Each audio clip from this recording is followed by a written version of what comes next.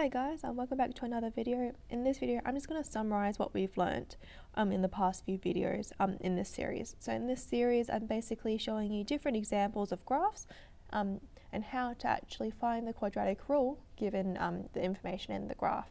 Now I'm going to do a quick summary. I'm not going to solve this one, but I want you to follow the steps I'm about to show you to be able to work it out.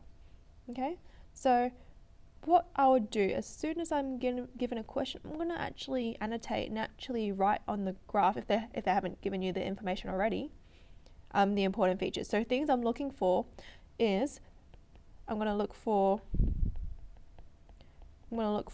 roots, I'm going to look for turning points, I'm going to look for intercepts. Oops. Okay, so those are things I'm going to look for and label them. Find the coordinates. So for example, in this one here, I'm going to write that's the y-intercept, and I'm going to substitute in 0, 16, for example. This one here, I actually been lucky enough to be given. Now v is just the same as turning point. Okay. Now those are things I would do. I would look for them and label them on my graph. Next thing I'm going to do is I'm going to choose which form I want to find my graph in. Now, you've got three different forms. Now, there's a general form, which is like the y equals ax squared plus bx plus c. Now, I don't recommend that one because it's really hard to be able to find all the points when you're doing it that way. Like, I'd recommend you actually use a turning point form or a root form to be able to work it out. So you can use a turning point form. So of course you use that one when you're given the turning point. So P and Q is the turning point.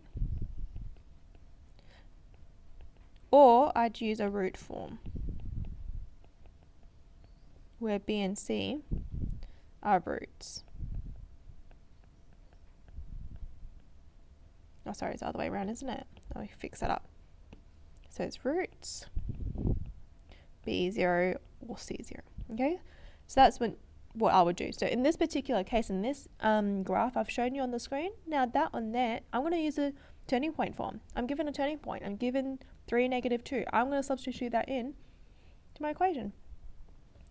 Next thing I'm going to do is going to substitute a coordinate in to whatever you've got left over. So once you've substituted those values in, so whether or not it's roots or turning points, I'm going to substitute a coordinate.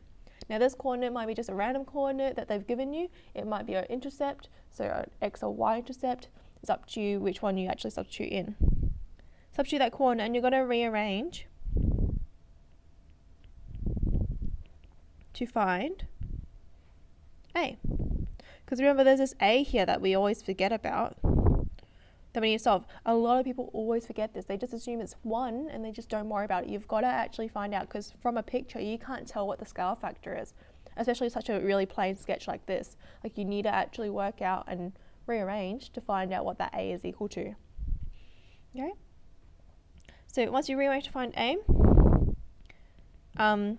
you might need to, in the case that you have to expand or put into a general form, you need to expand to put into general form.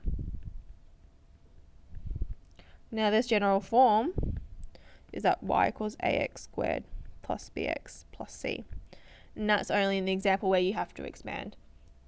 Alright, now I hope these videos were helpful in just breaking it down exactly what you need to do to be able to work out the quadratic from a graph.